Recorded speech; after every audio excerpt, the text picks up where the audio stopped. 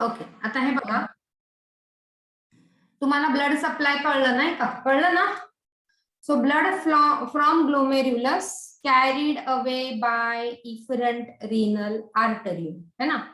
So इथून ऍफरंट कडनं blood आत जात आहे, इफरंट कडनं ब्लड बाहेर येत आहे, इफरंट कडनं येऊन ते काय करतंय, पेरिटिब्युलर नेटवर्क फॉर्म करतंय आणि peritubular network coming out as a renal vein. So this is a renal artery, renal when.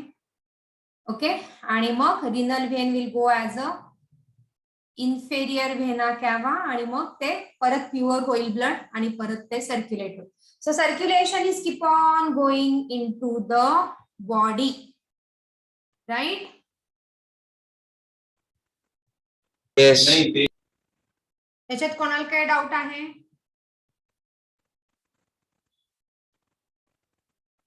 Diameter difference आहे माहिती आहे? Why there is a diameter difference between afferent आणि efferent? Blood pressure. Yes, to create a pressure. ही गोष्ट लक्षात ठेवा. आता आपण जसं सगळ्या नेफ्रॉनच्या बघितले किती नेफ्रॉन्स आहेत काय, तसं आपण उद्याच्या लेक्चर मध्ये सगळ्या परत प्रेशरच्या व्हॅल्यूज बघणार आहे सगळ्या. ओके, आता प्रश्न येतो, what is a vasa recta? Okay, vasa recta असं हेडिंग द्या आधी, व्हॅजा रेक्टा, आणि त्याचे डेफिनेशन लिहा. The portion of the peritibular capillaries that surround the loop of Henle, okay, that surround the loop of Henle is called as vasa recta. हे खूप महत्वाचं to understand counter current mechanism. या topic मधलं हे सगळ्यात जास्त difficult जातं आजपर्यंतच्या स्टुडंटचा मला आलेला एक्सपिरियन्स, की मॅडम हे पटकन समजत नाही काउंटर करंट. बघूया तुम्हाला किती कळतं पटकन. ओके, सो हे आपण घेऊ, मे बी बुधवारी गुरुवारी आपलं होईल ते. सो व्हॅजा रेक्टा त्याच्यासाठी समजून घेणं खूप महत्वाचं आहे. काय कळलं? या ज्या पेरिटिब्युलर नेटवर्क आहे त्या बेसिकली ज्या लूप ऑफ हेनलेला, त्या हेनलेच्या आजूबाजूला आहे ते म्हणजे व्हॅजा रेक्टा. ओके, आता हा पुढचा पॉइंट, व्हॅजा रेक्टा इज रेड्युस्ड और it is absent in cortical nephron. आता आपण नेफ्रॉनचे दोन टाइप्स बघणार आहे. ओके ओके, सो हे हा पण पॉइंट इथे लिहून ठेवा. कॉर्टिकल नेफ्रॉनला व्हॅजा रेक्टा नसतो. मग आता हे काय, कॉर्टिकल नेफ्रॉन म्हणजे काय लिहिलंय? हे स्लाइड चेंज करू? Yes, ma'am. चला, so there are two types of nephrons. One is a cortical nephron. Give heading type of nephron. And there are two type of nephron, and the other one is a juxtamedullary nephron. Okay, one is a cortical nephron and another one is a juxtamedullary nephron. Now what do you mean by juxta? Juxtaचा अर्थ कळला की दोन्ही nephron कळून जातील. juxta म्हणजे जवळ राहणे. Okay, so तुम्ही म्हणता ना ही माझ्या शेजारीच राहते, म्हणजे ही माझ्या जक्स्ता राहते.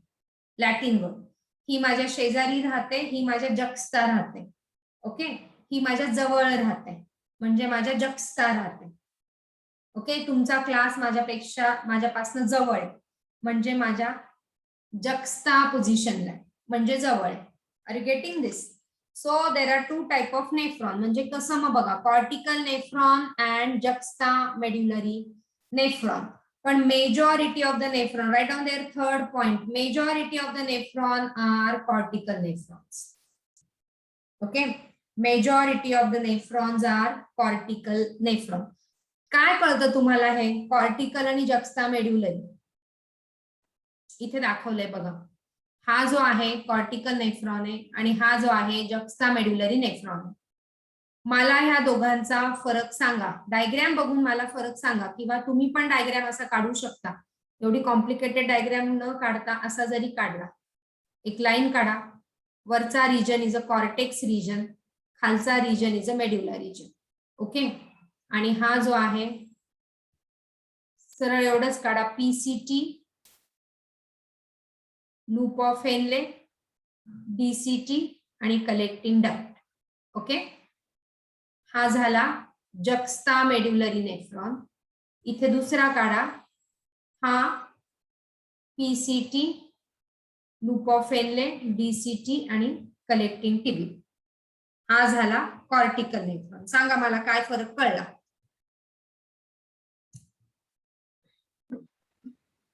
मॅम लूप ऑफ हेनले मोठा आहे जक्सच्या मेड्युलरी नेफ्रॉन मध्ये. हा, आणि अजून मग जक्स्ता मेड्युलरी का? मग मेड्युलरी म्हटलं असतं ना त्याला, जक्स्ता कशाला मॅम म्हणायचं? कारण जक्स्टा मेड्युलरी नेफ्रॉन हा मेड्युलाच्या जवळ आहे कॉर्टिकल नेफ्रॉनच्या कंपॅरेटिव्हली. हा. जक्स्टा मेड्युलरी नेफ्रॉन हा मेड्युलरी पार्ट मध्ये जास्त आहे हा, ओके. आणि कॉर्टिकल हा कॉर्टेक्स मध्ये जास्त आहे. हा, कॉर्टिकल नेफ्रॉन आणि जक्स्टा मेड्युलरी, करेक्ट सांगितलं तुम्ही. जक्स्टा मेड्युलरीचा जर तुम्ही बघितला, लूप ऑफ हेनले हा मोठा आहे, हो ना? याचा हा लूप ऑफ हेनले मोठा आहे, याचा लूप ऑफ हेनले छोटा आहे, आणि very small part is in medullary region. Loop of Henle छोटा असल्यामुळे very small part in medullary region. Okay, आणि जक्स्टा मेड्युलरी मेड्युलाच्या जवळ आहे, म्हणजे खूप मेड्युलाच्या डीप मध्ये तो गेलेला आहे. सो जक्स्टा मेड्युलरी आणि त्याचा लूप ऑफ हेनले मोठा आहे. लिहिलंय का? Juxta medullary loop of Henle is big, किंवा तुम्ही 2 कॉलम करून जक्स्टा मेड्युलरी आणि कॉर्टिकल नेफ्रॉनचं डिफरन्सिएशन द्या. In majority of nephron, loop of Henle is very short and extend very little into medulla. So that is a cortical nephron. So this is a cortical nephron. आणि juxta medullary बघा, some of the nephrons are juxta medullary nephron which is having a long loop of Henle, very long and run deep into medulla. मेडुलाच्या अगदी जवळ आहे, म्हणजे medulla मध्ये deep झालेले. So juxta. Okay, so this is a juxta medullary.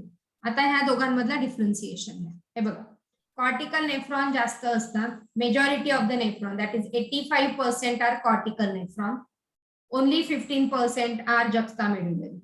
Okay, Malpighian corpuscles are located close to kidney surface. Malpighian corpuscles are located at the junction of cortex and medulla. Second point. हा point कळतोय का तुम्हाला? हे पहा, ह्याचा जो बोमॅन्स capsule आहे हा अगदी कॉर्टिकल मध्ये, आणि ह्याचा जो बोमॅन्स कॅप्सूल आहे तो मेड्युला आणि कॉर्टेक्सच्या मार्जिनच्या जवळ आहे. दिसतोय फरक? Yes ma'am. हा, so that is the second point. Malpighian corpuscle are located close to kidney surface, म्हणजे in the cortex, and Malpighian corpuscles are located at the junction of cortex and medulla. The loop of Henle are mostly confined to cortex and very small part is in medulla. The loop of Henle is long, dipping down into the medulla and hence juxtamedullary. Peritibular capillary network is present. हा इथे महत्वाचा point. Okay. Peritibular capillary is not well developed, but vesa recta is present. आणि ह्याच्यामध्ये vesa recta absent किंवा highly reduced, न के बराबर, highly reduced. So these are the differentiating point between the cortical and juxtamedullary nephron.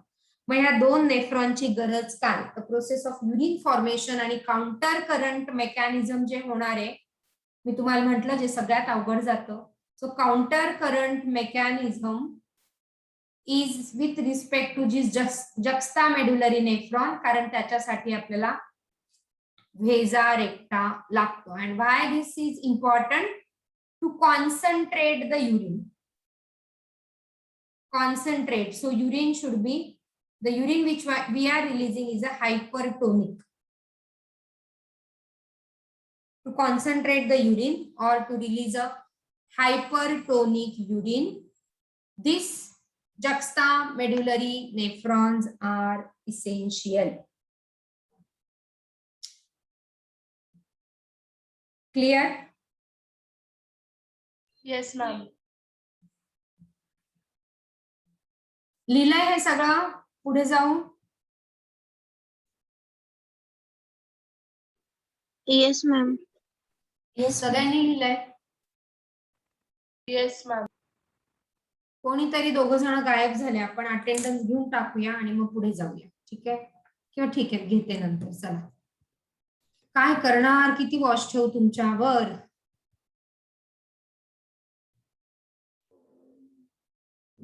Okay, चला. हा column summarise करतोय सगळ्या गोष्टी आपण जे काय बघितले. कुठले इपिथेलियम आहे तुम्ही सांगायचं. बोमॅन्स कॅप्सूलचा इपिथेलियम सांगा. चला,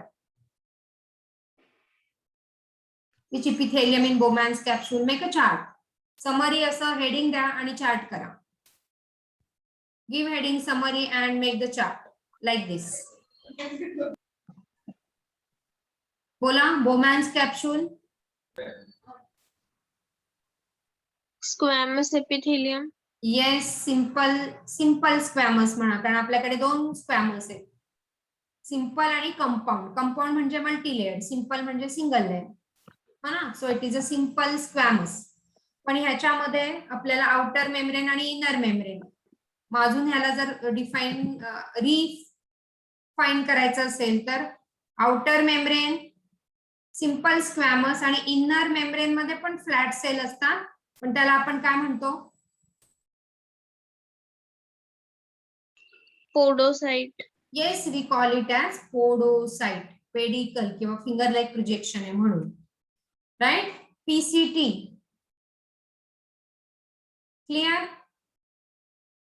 Keep writing. Why I have prepared this chart again, because you get questions on this. म्हणजे तुमचे नीट पॉइंट जो तुम्ही पेज केला असेल त्याच्यामध्ये लिहिलं असेल तर हरकत नाही, परंतु हे परत समराईज. आता ह्याच्यामध्ये जसं आपण त्याला अजून फाईन केलेलं आहे, अपर आणि लोअर दोघांचे.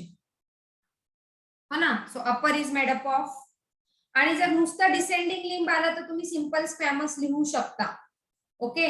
डिसेंडिंग लिंब इन जनरल आलं तर सिंपल स्क्वॅमस, पण अप्पर आलं तर upper part simple cuboidal, no brush border, only simple cuboidal, आणि lower is simple squamous. Correct? Yes.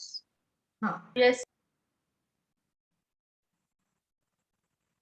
Thin segment जर म्हटलं तर मग तो सिंपल स्क्वॅमस, आणि थिक सेगमेंट म्हटलं तर सिंपल क्युबॉइडल. राईट? तसं तिकडे पण सेम.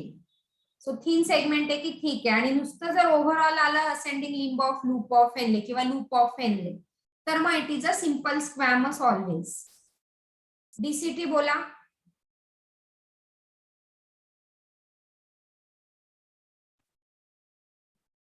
आताच केलं. बोला डीसीटी. थिकच पार्ट येतो म्हणजे कशाचा असेल तो? Cuboidal epithelium. Simple cuboidal. Yes, it is simple cuboidal without brush border.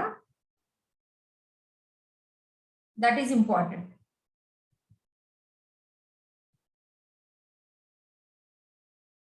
Yes. चला, कॅरेक्टर नंबर कोणाचा जास्त कोणाचा कमी? कॉर्टिकलचा जास्त. येस. आणि जक्स्टामेड्युलरी कमी. Location of Malpighian body close to the kidney surface. म्हणजे कॉर्टेक्स मध्ये. येस, सुपरफिशियल कॉर्टेक्स, आणि हे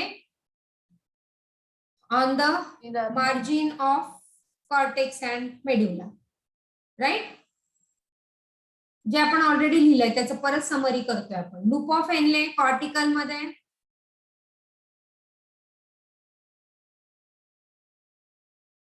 छोटं असतं जे की जस्टामेड्युलरी नेफ्रॉन मध्ये येस मोठं, long. Yes extend only very little into medulla आणि runs deep into मेड्युला.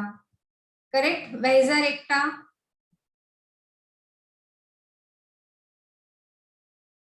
absent here and present in juxtamedullary. हे महत्वाचं आहे. हे लक्षात ठेवा. मला काउंटर करंट शिकवायचंय, सो हे तिथे परत लागेल. ओके, आता मी इथे एक तुम्हाला परत व्हिडिओ टाकलाय.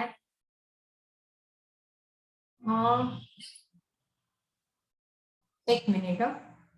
आवाज येतोय का बघा ना.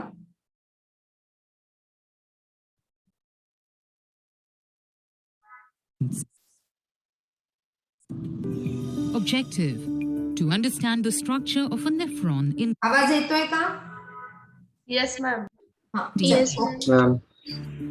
the excretory system in human beings consists of a pair of kidneys. A magnified view of the longitudinal section of kidney shows two prominent regions, a cortex and a medulla. As we zoom into the cortex region, it shows the presence of numerous nephrons. Each nephron has a Bowman's capsule, a proximal convoluted tubule, a loop of Henle, a distal convoluted tubule that leads to a collecting duct. Nephrons are convoluted in the cortex region and straighten out as loops in the medulla region. Each nephron has a Bowman's capsule, which is a cup-shaped structure that has a layer made of squamous epithelial cells. In the cavity of the Bowman's capsule, there is a bundle of capillaries known as the glomerulus. The blood vessel entering the Bowman's capsule is known as the efferent arteriole and is thicker than the blood vessel exiting the capsule, which is thinner and is known as the efferent arteriole. The Bowman's capsule and the glomerulus together form the Malpighian body. This capsule extends into the proximal convoluted tubule, PCT, on the inner side. This tubule is lined by a brush-bordered epithelium with numerous microvilli. This PCT leads into the loop of Henle, which lies in the medulla region. It is U-shaped and has a descending limb and an ascending limb. This further leads into the distal convoluted tubule, which is again seen in the cortex region, and it finally joins the collecting duct.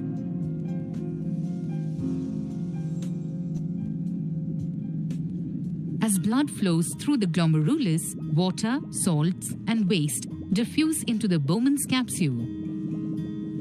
This liquid then passes into the PCT and the loop of Henle, where water and important salts are absorbed back into the blood vessel.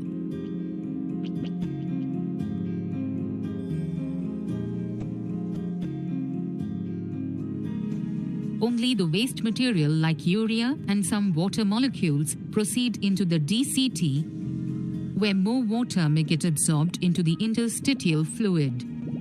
This liquid formed is the urine, which is released into the collecting duct. This finally trickles through the kidney into the ureter, which helps the passage of urine into the urinary bladder. After a while, the urine can be excreted from the bladder. To summarize, the excretory system in human beings consists of a pair of kidneys. The longitudinal section of kidney shows two prominent regions, a cortex and a medulla. Inside the kidney, we observed numerous nephrons. Each nephron has a Bowman's capsule, a proximal convoluted tubule, a loop of Henle, a distal convoluted tubule that leads to a collecting duct. In the cavity of the Bowman's capsule, there is a bundle of capillaries known as the glomerulus. As blood flows through the glomerulus, water, salts, and waste diffuse into the Bowman's capsule. This liquid then passes into the PCT and the loop of Henle, where water and important salts are absorbed back into the blood vessel.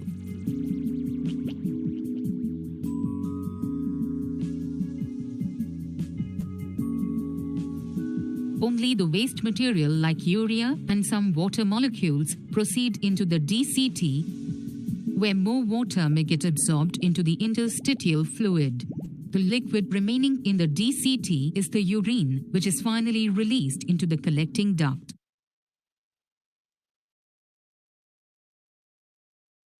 Okay, I hope you have understood this.